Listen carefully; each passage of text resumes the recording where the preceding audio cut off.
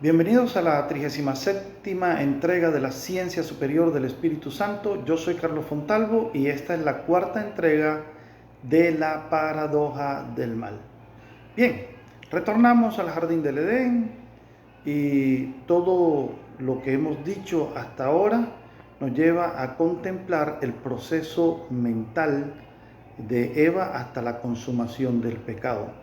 Pues de la misma manera que hay un íter para alcanzar la gloria completa de Dios, eso lo podemos ver en Romanos 5, ya les doy la cita específicamente, por acá la tengo. Desde el primer versículo en adelante, en Romanos 5, primer versículo en adelante, encontramos cómo hay un íter, cómo por la fe, la gracia que nos ha sido concedida y llegamos a tener una esperanza en la gloria de Dios, o sea, en la presencia de Dios nuevamente en nuestras vidas, incluso cuando hay tribulaciones, porque la tribulación, dice la palabra aquí, que engendra paciencia, y la paciencia virtud probada, y la virtud probada nos da la esperanza, que es la que nos ha sido vertida por el Espíritu Santo cuando nuestro Señor Jesucristo lo ha enviado después de su ascensión al cielo. Pues de la misma manera también hay un íter, o sea, un proceso que te lleva al pecado. Observemos bien en el relato bíblico del Génesis cómo la serpiente, que es astuta,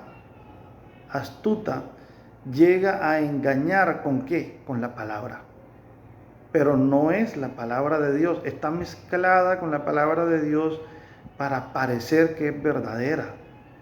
Pero no, el resultado o a lo que conduce lo que hace la serpiente es eminentemente a la muerte espiritual. Por eso dijimos ahorita que estar en el jardín no significaba en ese momento tener la vida eterna.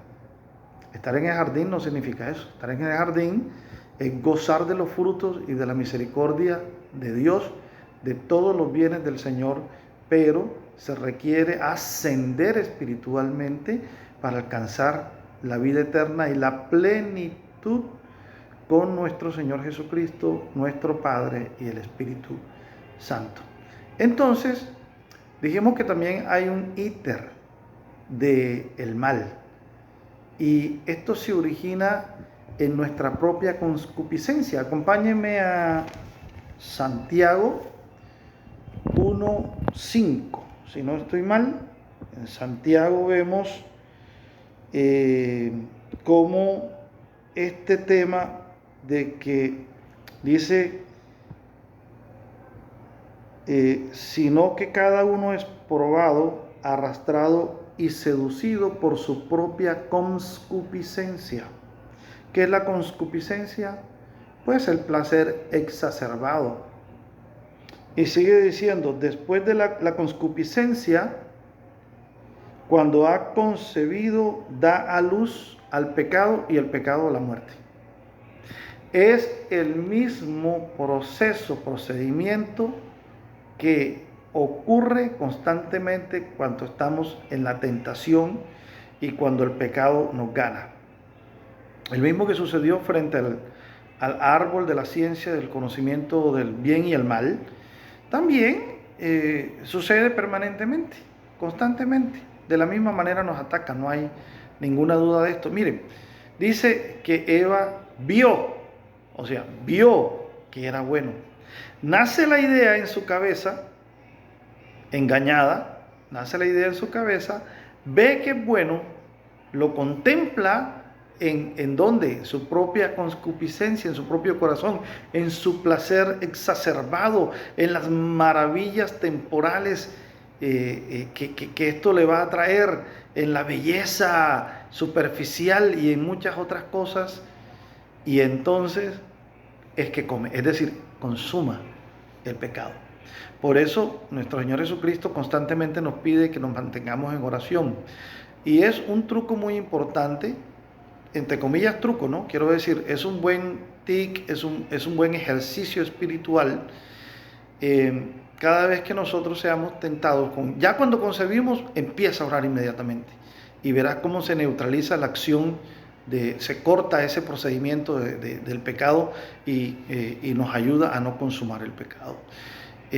A veces nos gana, por supuesto, por la debilidad humana. Y también dice ahí, en esta palabra, que la que leímos ahorita en Romanos, que por nuestra propia debilidad, aún estando muy débiles, cuando estábamos muy débiles, nuestro Dios envía a nuestro Señor Jesucristo, quien se sacrifica por nosotros para salvarnos, lo cual corrobora la tesis que teníamos todavía un nivel muy inferior de espiritualidad, algún nivel de espiritualidad, pero todavía no habíamos alcanzado la plenitud. Y entonces es allí donde tenemos que empezar a trabajar para alcanzar la redención, y esto lo logra nuestro Señor Jesucristo en la cruz, con su muerte, clavando la cruz, dándonos de comer del fruto de la vida, su carne, y beber de su sangre redentora ante los ojos del Padre. Dios te bendiga, mi hermano. Nos vemos en la próxima entrega.